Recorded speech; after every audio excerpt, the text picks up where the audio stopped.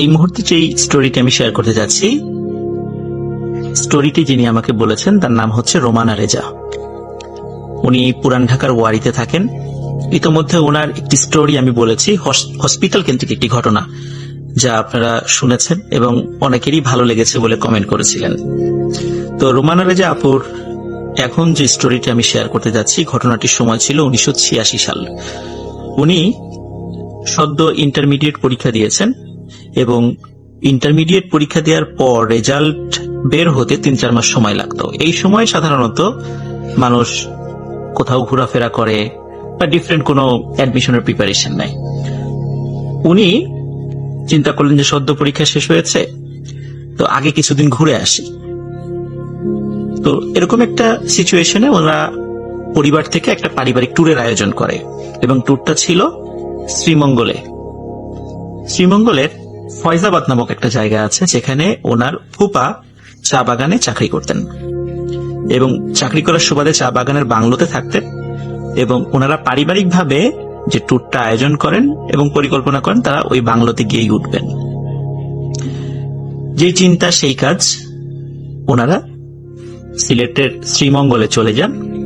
শ্রীমঙ্গলে যাওয়ার পরে ফয়জাবাদ চা বাগানের ওই বাংলোতে তারা ওঠেন। প্রথম দিন যাওয়ার পর ওনারা বাংলোর একটি জিপে করে আশেপাশ ঘুরে দেখার জন্য বের হন এবং আশেপাশ চারদিকে ঘুরতে ঘুরতে ওই দিন অনেক দেরি হয়ে যায়। ওনারা আবার বাংলোতে ফিরে আসছিলেন। সময়টা রাত 2টো থেকে 2:30। এত রাত্রে বাংলাতে এবং আশেপাশের এলাকাতে ডাকাতির ভয় ছিল, বিশেষ করে রাস্তাঘাটে চলতে গেলে তো কথাই নেই। কিন্তু ওনাদের সাথে অস্ত্রধারী গার্ড ছিল, এই জন্য ওনাদের চিন্তা কম ছিল।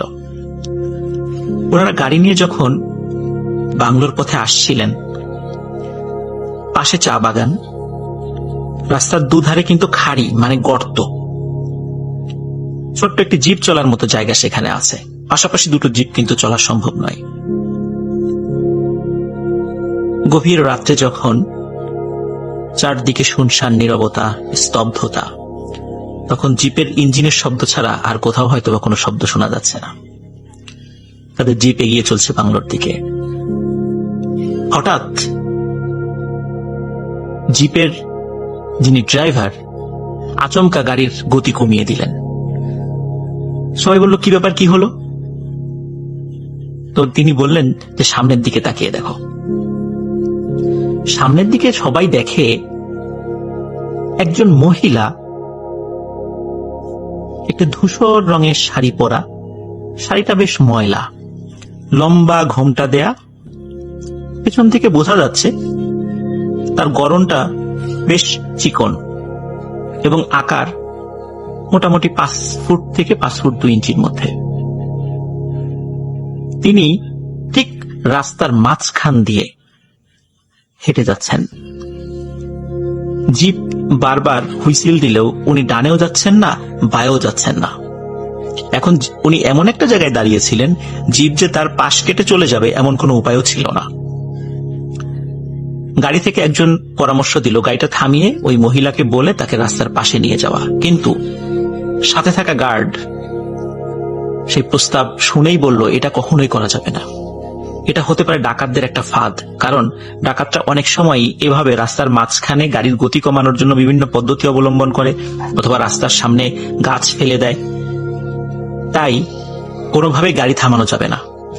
ওই মহিলাটিকে দেখার সাথে সাথে গার্ডরাও তাদের অস্ত্র লোড করে ফেলে, যে এখনই হয়তোবা ডাকাতরা আক্রমণ করতে পারে। রোমানা রেজা আপু তখন উনি গাড়ির সামনের সিটে বসা ছিলেন। উনি ভয়ে বিভিন্ন দোয়া পড়া শুরু করেন। আসলে উনি ভূতের ভয়ে যে দোয়া পড়েছেন বিষয়টা এমন নয়, উনি ভয় পাচ্ছিলেন ডাকাতরা আক্রমণ করবে। বিভিন্ন দোয়া পড়তে পড়তে উনি একসময় শব্দ করে আয়াতুল কুরসি পড়া শুরু করেন। যখনই আয়াতুল কুরসির কিছু অংশ উনি পাঠ করেছেন, সবাই দেখে ওই যে মহিলার আকৃতির কাপড় পরা একটা আকৃতি দেখা যাচ্ছে, সেটি রাস্তার বা পাশে, যে পাশে চা বাগান ছিল, সাঁ করে মানে এত দ্রুত গতিতে একটা দৌড় দেয়, মুহূর্তের মধ্যে চা বাগানের মধ্যে মিলিয়ে যায়। সবাই অবাক হয়ে যায়, এটা কিভাবে সম্ভব? কোনো মানুষের পক্ষে তো এটা সম্ভবই নয়। শুধু মানুষ নয়, কোনো প্রাণীর পক্ষেও সেটা সম্ভব নয়। কেন সম্ভব নয়? কারণ চা বাগানের পাশেই পানির একটি লাইন করা থাকে। বৃষ্টির পানিগুলো চা বাগানের গাছ গড়িয়ে এসে ওই লাইনে পড়ে পানিগুলো বের হয়ে যায়। সুতরাং একটা ট্রেঞ্চ বা পরিখা বা গর্ত থাকে, লম্বা গর্ত বা একটা নালা থাকে। কোনো মানুষকে যদি রাস্তা পার হয়ে চা বাগানের ভিতরে যেতে হয়, তাহলে রাস্তা থেকে নেমে আগে ওই নালাটা পার হতে হবে। নালাটা একটা গর্ত, সেই গর্তে নেমে আবার উপরে উঠতে হবে। এই মহিলা কিভাবে এত দ্রুত সাঁ করে চলে গেল? সবাই হতভম্ব হয়ে যান। সাথে থাকা টর্চ লাইট গুলো জ্বালান, কিন্তু ওই মহিলাকে আর কোথাও দেখা যায় না। উনি যদি চা বাগানের ভিতর দিয়েই যাবেন তাহলে তো গাছগুলো নড়বে, কিন্তু কোনো গাছের নড়াচড়াও ছিল না। শুধু টর্চের আলোতে গাছই দেখা যাচ্ছিল, ওই মহিলাকে আর দেখা যাচ্ছিল না, গাছের নড়াচড়াকেও দেখা যাচ্ছিল না। উপস্থিত সবাই বেশ ভয় পেয়ে যান। তারা এই বিষয়টা বিশ্লেষণ করতে করতে বাংলোতে ফিরে আসেন। পরের দিন আবারও তারা ঘুরতে বের হন। তারপরে 1-2 দিন কোনো সমস্যা হয়নি, কিন্তু তৃতীয় দিন বাংলোতে এই রোমানা আপু, ওনার ফুপুর যে ছেলে, ওনার ফুফাতো ভাই, বয়স ছিল 5 বছর, তার সাথে একটি অদ্ভুত ঘটনা তিনি প্রত্যক্ষ করেন। রাত তখন প্রায় 1টা কি 1:30। বাংলোর সবাই গভীর ঘুমে আচ্ছন্ন। হঠাৎ ওনার ফুফাতো ভাইয়ের চিৎকার চেঁচামেচি ওনার কানে আসে, এবং ওনার সাথে থাকা আরো যারা আত্মীয় স্বজন, যারা ট্রিপে একসাথে পারিবারিক গিয়েছিলেন, সবাই সেটা শুনতে পায়। সবাই ঘুম থেকে উঠে যায়। উঠে চিন্তা করেন কি ব্যাপার, এরকম অস্বাভাবিক রকমের শব্দ কেন সে করছে এবং চিৎকার চেঁচামেচি কিসের? তখন ওনারা এগিয়ে আসেন এবং ওনার ফুপা ফুপুকে জিজ্ঞেস করেন কি ব্যাপার, কি হয়েছে। তখন রোমানা আপু লক্ষ্য করেন ওনার ফুপাতো ভাইকে ওনার ফুপা খুব শক্ত করে চেপে ধরে রেখেছে, এবং ওনার ফুপাতো ভাই এই 5 বছর বয়সী একটি বাচ্চা, যার শরীরে কিন্তু এত শক্তি থাকার কথা নয়। ওনার ফুপা অনেক উঁচা লম্বা শক্তিশালী, তিনি ওনার 5 বছরের সন্তানকে ধরে রাখতে পারছেন না। সে শুধু বারবার বলছে আমাকে ডাকছে, আমাকে ডাকছে, আমি বাইরে যাব, আমাকে বাইরে যাব, আমাকে যেতে দে, আমাকে যেতে দে। ভাঙচুর শুরু করে দিয়েছে, সে যে কোনো মূল্যে বাইরে যাবে। বহু কষ্টে তাকে আটকে রাখা হয়। এই ঘটনার কারণ যখন জিজ্ঞাসা করা হয়, তখন তার ফুপা ফুপু সবাইকে বলেন বেশ কিছুদিন ধরে তাদের সন্তান রাতের বেলা জেগে ওঠে এবং বলে যে চা বাগানের মধ্যে থেকে কে যেন তাকে ডাকছে, এবং তাকে কোনোভাবে আটকে রাখা যায় না। কখনো কখনো চা বাগানের মধ্যেই চলে যায়, তাকে ধরে নিয়ে আসতে হয়। রাতের বেলা খুব চিৎকার চেঁচামেচি করে। কেন এমন ঘটনা ঘটছে তারা বুঝতে পারছেন না।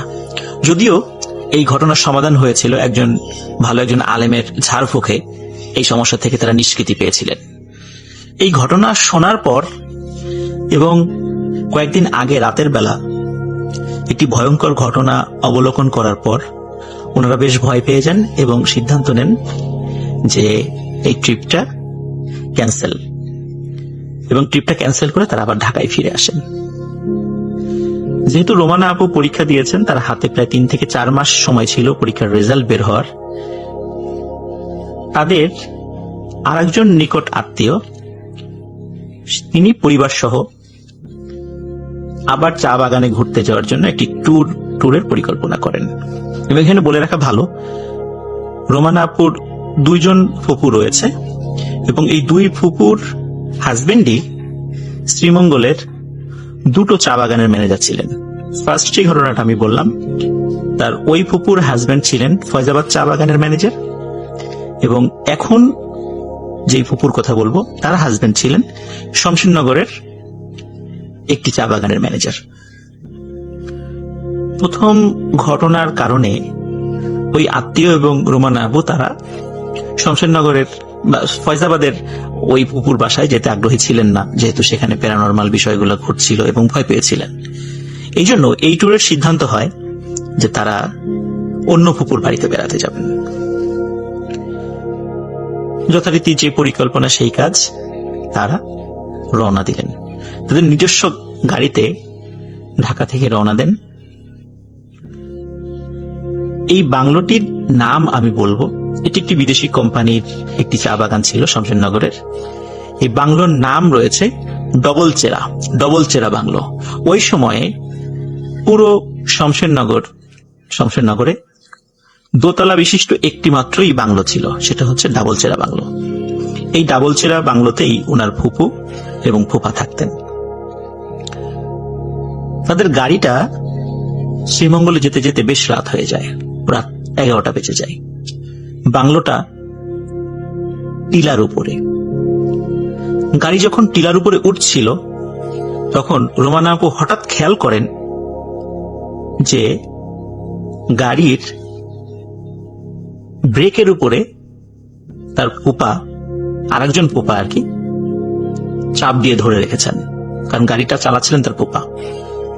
কিন্তু গাড়িটা অটোমেটিক্যালি ব্রেকে চাপ দেওয়ার পরেও বাংলোর উপরে উঠে চলছে, অথচ কোনোভাবেই এই গাড়িটি উপরে ওঠার কথা নয়।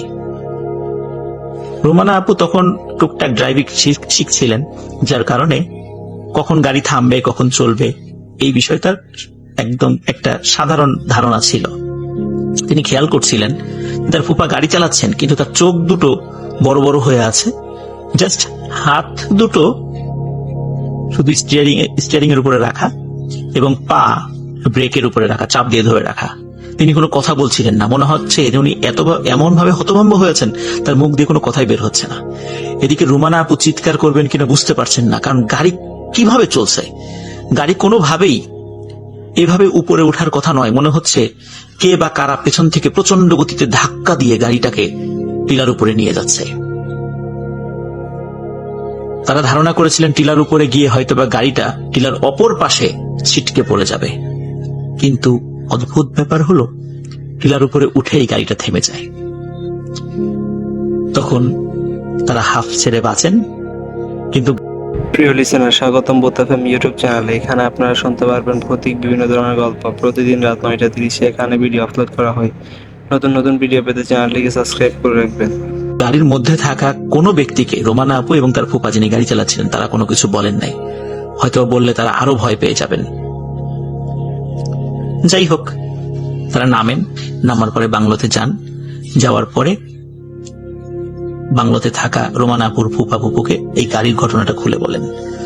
তখন তারা এই ঘটনাটা শুনে খুব বেশি অবাক হলেন না, এবং তাদের অবাক না হওয়া দেখে রোমানা আপু এবং তার আত্মীয় স্বজন তারা সেখানে গিয়েছিলেন, তারাই অবাক হন। কি ব্যাপার, এরকম একটা ঘটনা ঘটলো, ওনারা অবাক কেন হলেন না? জাস্ট এতটুকুই বললেন, ও তোমাদের সাথেও শুরু হয়েছে। তো ওনার কথার আসলে আগা মাথা ওনারা ওইভাবে কিছু বুঝতে পারেন নাই। পরের দিন ওনারা আশেপাশে ঘোরাঘুরি করে ক্লান্ত, রাতের বেলা ওনারা চলে এসেছেন। ওই রাত্রেও তেমন কোনো সমস্যা তারা ফেস করেননি। পরের দিন অদ্ভুত একটি ঘটনা ঘটে। পরের দিন ঘোরাঘুরি করে ওনারা মোটামুটি বিকালের মধ্যেই বাংলোতে ফিরে আসেন। বাংলোতে 3 জন স্টাফ ছিল। একজন ছিল চৌকিদার, আর একজন ছিল বাবুর্চি, আর একজন ছিল বেয়ারা বলে তাকে। এরা সাধারণত রোস্টার ডিউটি করে। চৌকিদার যিনি একদিন রাত্রে ডিউটি করেন, পরের দিন উনি রাত্রে নাইট ডিউটি করেন না, আরেকজন করেন। ওই 3 জনের মধ্যে আরেকজন করেন। এইভাবে রোস্টার ডিউটি করে রাত্রে ডিউটি দেওয়া হয়। ওই দিন যার রোস্টার ডিউটি ছিল তাকে নিয়ে একটি ঘটনা ঘটে। এখানে একটা বিষয় বলে রাখা ভালো, রোমানা আপুর ফুপু উনি শরীরে একটি তাবিজ পরতেন। যেহেতু বাংলাতে বিভিন্ন ধরনের সমস্যা হতো, এই জন্যই উনি তাবিজ ব্যবহার করতেন। একদিন ঠিক সন্ধ্যার পর উনি কিচেনের দিকে যান। এক্ষেত্রে বলে রাখা ভালো, বাংলোর মধ্যে কিচেন ছিল না, কিচেনটা ছিল বাংলোর কম্পাউন্ডের মধ্যেই, বাট বাংলোর বাইরে। সিমেন্টের এক ধরনের চুলা ছিল সেখানে, বেশ মাটি থেকে উঁচু, সেখানে রান্না হতো। উনি চিন্তা করলেন যে যেহেতু গেস্ট আসছে, দেখি মানে পাহারাদাররা আসছে কিনা, ওদেরকে কিছু ইনস্ট্রাকশন দেওয়া যায় কিনা। এই চিন্তা করে উনি কিচেনের দিকে আগাতে থাকেন। হঠাৎ করে রোমানাপুর ফুপু উনি কাঁধে খুব ঠান্ডা নিঃশ্বাস ফিল করেন। মনে হচ্ছে খুব ভারী এবং ঠান্ডা নিঃশ্বাস ওনার কাঁধের উপর পড়ছে। উনি থমকে যান যে কি ব্যাপার, এমনটা কেন হচ্ছে। হঠাৎ করে তার কানের কাছে একটি পরিচিত কণ্ঠ বলে ওঠে, তাবিজটা দে। এটা শোনার সাথে সাথে উনি মারাত্মক ভয় পেয়ে যান এবং ওনার গলার সাথে তাবিজটা ছিল, সুতা দিয়ে বাঁধা ছিল। উনি ডান হাত দিয়ে এক টানে তাবিজটা ছিঁড়ে ফেলেন এবং ছিঁড়ে ফেলেই সাথে সাথে ওনার শরীরের আঁচলে গিট দিয়ে বেঁধে ফেলেন এবং বেঁধে ফেলার সাথে সাথে উনি জোরে একটি দৌড় দিয়ে বাংলোর ভিতরে চলে আসে। এসেই উনি সেন্সলেস হয়ে পড়ে যান। সবাই তাকে পানি ছিটা দিয়ে জ্ঞান ফেরায়। জ্ঞান ফেরানোর পর জ্ঞান ফিরেই উনি বলে, এই আমার তাবিজটা কোথায়? আমি শাড়ির আঁচলের সাথে গিট দিয়ে রেখেছিলাম। সবাই দেখে এবং রোমানা আপু দেখেন যে তার ফুপুর সেই শাড়ির আঁচলে গিট রয়েছে, কিন্তু গিটটি খোলার পরে দেখা যায় সেখানে তাবিজটি নেই। তখন বলা হয় যে আমাকে চৌকিদার ডাক দিয়েছিল। অদ্ভুত ব্যাপার হলো, চৌকিদার তখনও ডিউটিতে আসেই নাই। সাধারণত সন্ধ্যার পরেই ডিউটিতে চলে আসে। ওই দিন কোনো কারণে তার পরিবারের সদস্য অসুস্থ ছিল, এই কারণে তখনও চৌকিদার ডিউটিতেই আসেনি। কিন্তু অন্য দুজন বেয়ারা ছিলেন এবং বাবুর্চি ছিলেন, তারা চলে এসেছিলেন। তাদেরকে জিজ্ঞাসা করা হলে তারা বলে, না তো, চৌকিদার আসেনি, আপনি ভুল দেখেছেন, আমরা তো চৌকিদারকে দেখিনি। এই ঘটনা যেদিন ঘটে সেই রাত্রেই রোমানা আপু অদ্ভুত একটি ব্যাপার লক্ষ্য করেন। রাত তখন 2টা কি 2:30। হঠাৎ দোতলাতে, যেহেতু বাংলোটা দোতলা ছিল, ডবল চেয়ার বাংলো দোতলা, আমি শুরুতেই বলেছি, মনে হচ্ছে আসবাবপত্র কেউ টানা হেঁচড়া করে এক জায়গা থেকে আরেক জায়গা নিয়ে যাচ্ছে। উনি চিন্তা করলেন যে এত রাত্রে কে হতে পারে। ওনার আগ্রহ সৃষ্টি হয়, কিন্তু তারপরেও উনি বের হননি। সকালে ওনার ফুপুকে জিজ্ঞাসা করেন যে রাত্রে যে আমি আসবাবপত্র টানা হেঁচড়ার শব্দ শুনলাম, এটা কি, আপনারা কি কেউ সরিয়েছিলেন? তখন তার ফুপু বলে, ও তুমিও শুনেছ? তখন রোমানা আপু বলে যে আপনার এই বাংলোতে আসলে কি ঘটে আমাকে একটু বলবেন? তখন তার ফুপু বলে, তিনি প্রথম দিন যখন এই বাংলোতে এসেছিলেন সেদিন রাত্রে উনি দেখেছিলেন যে এখানকার আসবাবপত্রগুলো একা একাই এক জায়গা থেকে আরেক জায়গা চলে যায় এবং উনি প্রচন্ড ভয় পেয়ে সেন্সলেস হয়ে গিয়েছিলেন, যার কারণে উনি তাবিজ ব্যবহার করেন যাতে করে ভয় না পান এবং কেউ কোনো ওনার ক্ষতি করতে না পারে। আর ছোটখাটো ব্যাপার এই বাংলো এবং এই টিলার আশেপাশে হরহামেশাই ঘটে। সকালে এই ধরনের কথা শোনার পর ওনারা আবারও সিলেটের এই ট্যুরটা ক্যান্সেল করে চলে আসেন। প্রিয় লিসেনার্স, রোমানা আপুকে ইতিমধ্যে আপনারা দেখেছেন। এই দুটো ঘটনা একদম জলজান্ত প্রত্যক্ষদর্শী উনি। আমি আশা করব উনি আমাদেরকে আরো অনেক সুন্দর সুন্দর ঘটনা দেবেন। আশা করি লিসেনার্স, রোমানা আপুর এই ঘটনাটি আপনাদের ভালো লেগেছে। আসসালামু আলাইকুম ভাইয়া, আমি রাফায়েত বলছিলাম ভারতের সিমলা থেকে, হিমাচল প্রদেশ সিমলা। আমি আসলে বাংলাদেশি, রংপুরে আমার বাসা, তো পড়াশোনার জন্য সিমলায় থাকা হয় আর। তো ঘটনাটা আসলে ভয়ের নাকি মানে একটু অদ্ভুত টাইপ, আসলে ভয়ের কিনা বলতে পারছি না, যদি ভালো লাগে শেয়ার করবেন। তো আমি এখানে সিমলা হচ্ছে সবাই জানে পাহাড়ি এলাকা, পুরোপুরি জঙ্গল টাইপের এলাকা আর কি। আর এখানে বাড়ি ঘরগুলো খুব দূরে দূরে অবস্থিত, খুব দূরে, একটা থেকে আরেকটা বাসা মোটামুটি কিছুটা দূরে আর মিনিমাম ½ কিলোমিটার 1 কিলোমিটার পর পর একটা থেকে আরেকটা বাড়ি, মোটামুটি গ্রাম এরিয়া। আর আমাদের ভার্সিটিটা যেখানে, এটা মোটামুটি গ্রামেই করা, অনেক মানে গ্রামের দিকে। তো আমি বাসা ভার্সিটি কাছাকাছি হওয়ার কারণে ভার্সিটির আশেপাশেই বাসা নেওয়ার সুবিধাজনক মনে করি। তো এর কারণে ভার্সিটির নিচে আমি বাসা নিই, পাহাড়ি এলাকা। ভার্সিটিটা পাহাড়ের একটু মাঝামাঝি দিকে, আর আমি ভার্সিটিটা আমার বাসা একটু নিচের দিকে, পাহাড়ের নিচের দিকে। তো এখানে বলে রাখা ভালো, আমার বাসা থেকে ভার্সিটি যাওয়ার জন্য উপায় একটাই, রাস্তা হেঁটে যাওয়া ছাড়া আর কোনো উপায় নাই। আর বাইকে যাওয়া যায়, বাইক চলার মতো রাস্তা আছে ছোট, পাহাড়ের খাদ দিয়ে বেয়ে, কিন্তু গাড়ি ঘোড়া চলে না, গাড়ি টাড়ি চলে না আর কি। তো আমার বাসা থেকে ভার্সিটি যাওয়ার মাঝে একটা ঝর্ণা পড়ে। এই ঝর্ণাটা হচ্ছে মানে এলাকাবাসীর মুখে শোনা যে হন্টেড নাকি, এই ঝর্ণাটায় নাকি রাতের বেলা কেউ যাওয়া আসা করে না, রাতের বেলা ভয় টয় পায়। আমি ইতিপূর্বে অনেকবার গেছি, অনেকবার আসছি, মানে রাত একটা দুটার সময় একাই গেছি। আমি বরাবরই ভাই সাহসী, আমি এগুলা ভূত টুত বিশ্বাস করি না বলে ভুল হবে, বিশ্বাস করি, কিন্তু আমি আসলে মানে ফেস করি নাই কখনো, যার কারণে আমার সেরকম ভয়টা লাগে না। আমি ফেস করতে চাই, খুবই ইন্টারেস্ট আমি এই বিষয়ে যে আমি ভূত ফেস করবো। এই কারণে রাতের বেলা যখন আমি আসি ভার্সিটি থেকে, যখন আসতাম আমি ইচ্ছা করে করে লাইট মারি মারি এদিক ওদিক দেখতাম, গাছের দিকে তাকাইতাম যে দেখি কিছু দেখতে পারি কিনা। তো যাই হোক, দেখি নেই কখনো।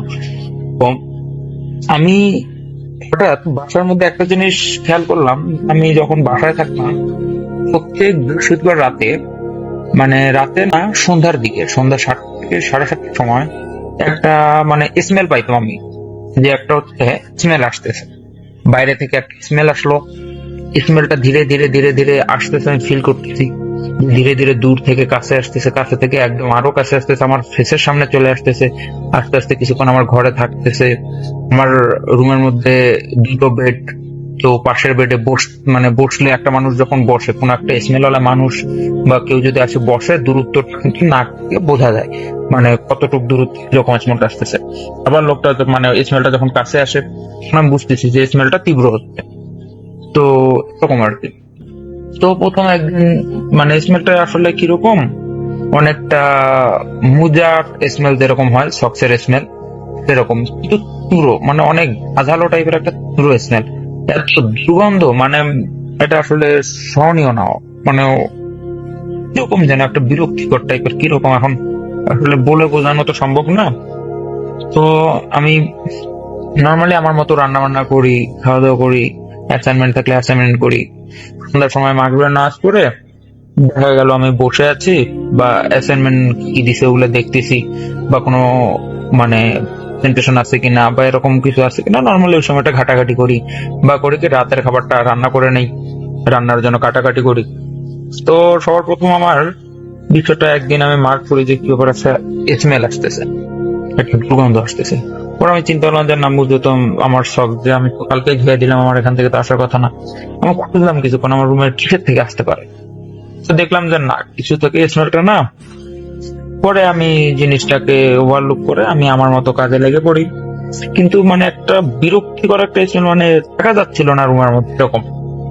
তো আমি কিছুক্ষণ পরে বাইরে চলে আসলাম, বাইরে এসে 5-7 মিনিট হাঁটাহাঁটি করলাম। আমার বাসার সামনে একটা উঠানের মতো, মানে পাহাড়ের এই একটা প্লেন, হালকা একটু প্লেন জায়গার মতো আছে। তো আমি দেখলাম যে আসলে মানে সহ্য করার মতো না, তো বাইরে গিয়ে কিছুক্ষণ বাতাস খাই। বাইরে আসলাম, রুমে গেলাম, দেখলাম যে না, রুমের মধ্যে পুরো ওকে, যেরকম রুম ছিল ওরকম আছে, কোনো স্মেল নাই, কিছু না।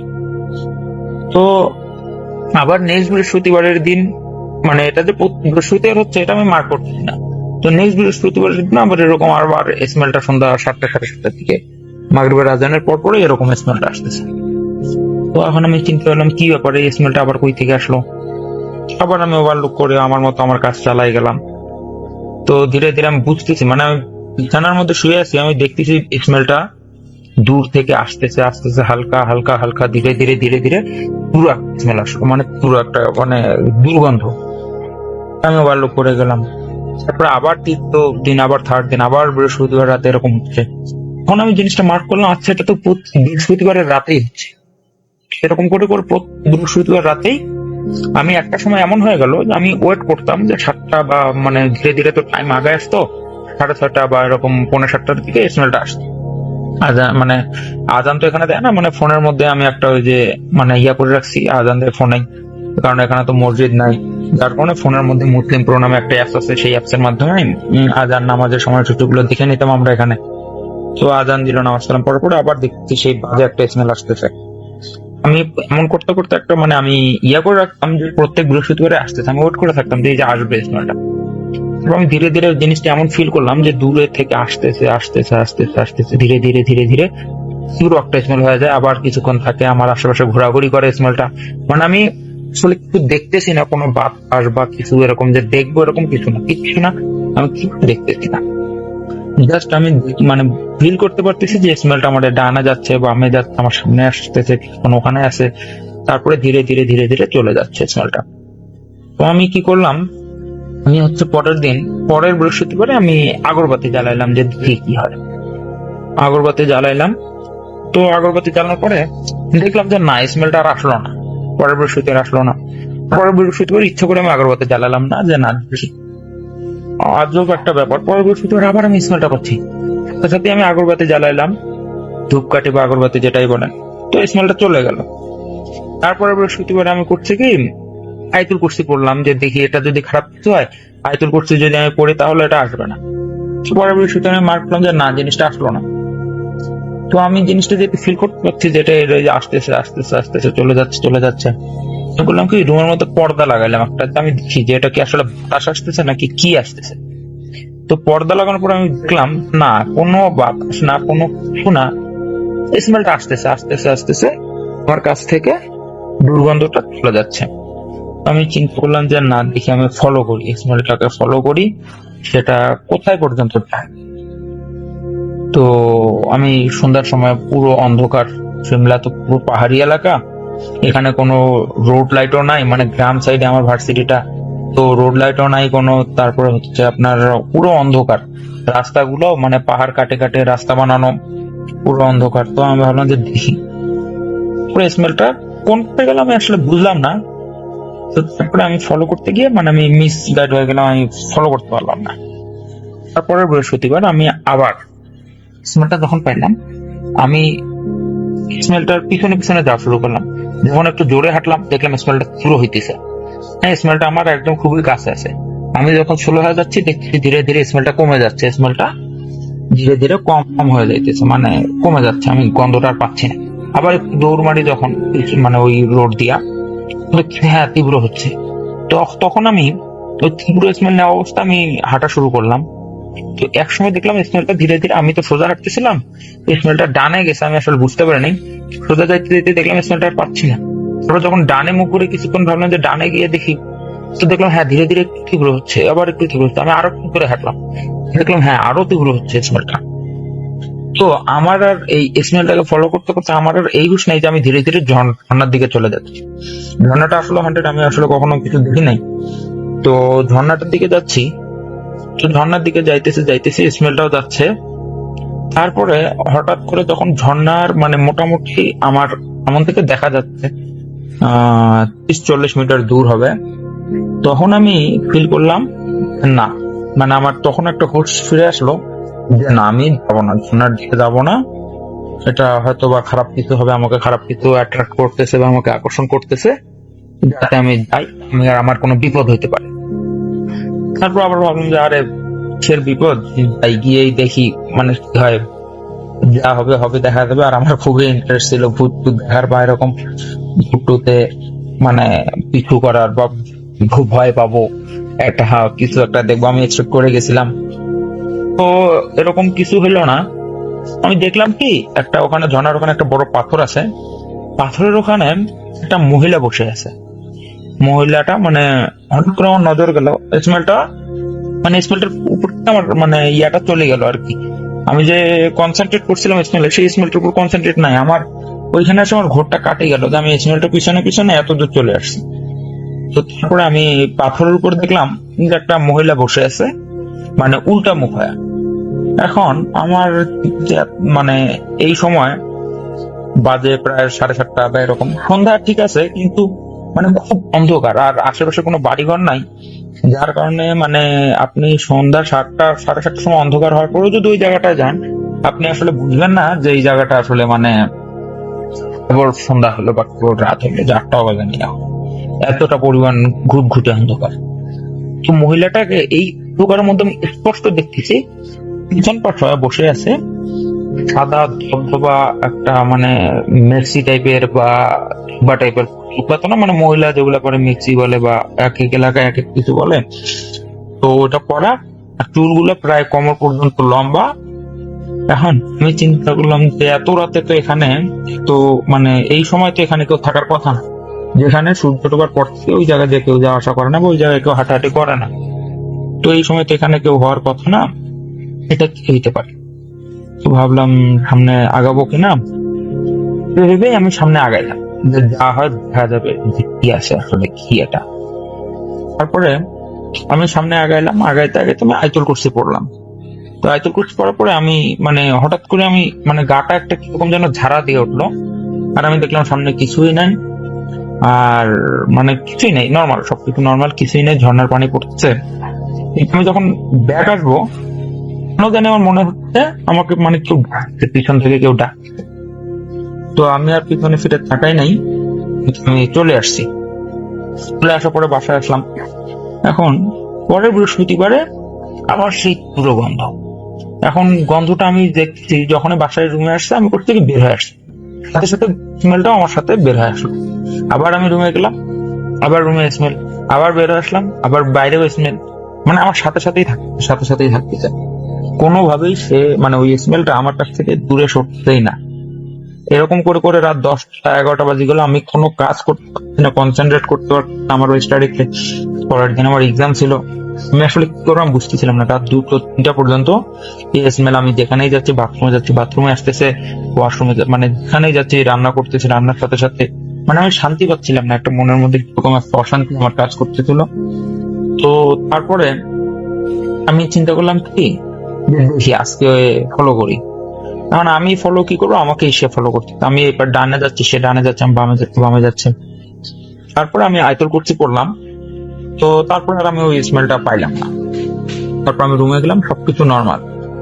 এরকম করে করে প্রায় মানে অনেকবার ইয়া হয়েছে। তারপর আমি করতাম কি, প্রত্যেক মানে বৃহস্পতিবার রাতেই আমি নামাজ কালাম পরে আয়তুল কুরসি পড়ে ফুটু দিতাম, তারপর হচ্ছে আগরবাতি জ্বালাইতাম। তারপর থেকে আর কোনো মানে এরকম প্রবলেম হয় না। আর যেদিন করি আমি আগরবাতি জ্বালাইতাম না বা দোয়া কালাম পড়তাম না, দিন করি এই স্মেলের প্রবলেমটা হইতো। আসলে এটা এখন আত্মা নাকি ভূত টুত নাকি আসলে কি, এটার আসলে কোনো উত্তর আমি খুঁজে পাইনি। তো মানে বিষয়টা আমার কাছে একটু অদ্ভুত লাগছে। কেউ যদি এই বিষয়ে জেনে থাকেন যে আসলে বিষয়টা কি, আমাকে বলবেন। আর আসলে আমি মানে নিজেও এর উত্তর খুঁজে পাই নাই। এবার আমি আসলে বাসাটা চেঞ্জ করছি। তো এই ছিল আমার ঘটনা। প্রিয় লিসেনার, শেষ পর্যন্ত ভিডিওটি দেখার জন্য আপনাকে অনেক অনেক ধন্যবাদ। আমরা প্রতিদিন রাত 9টা 30 সেখানে ভিডিও আপলোড করে থাকি। নতুন নতুন ভিডিও পেতে চ্যানেলটিকে সাবস্ক্রাইব করে রাখবেন। আর আপনাদের জীবনে ঘটে যাওয়া কোনো কাহিনী যদি শেয়ার করতে চান, তাহলে আমাদের হোয়াটসঅ্যাপে যোগাযোগ করতে পারেন, আমরা আপনাদের কাহিনীগুলোকে শেয়ার করব।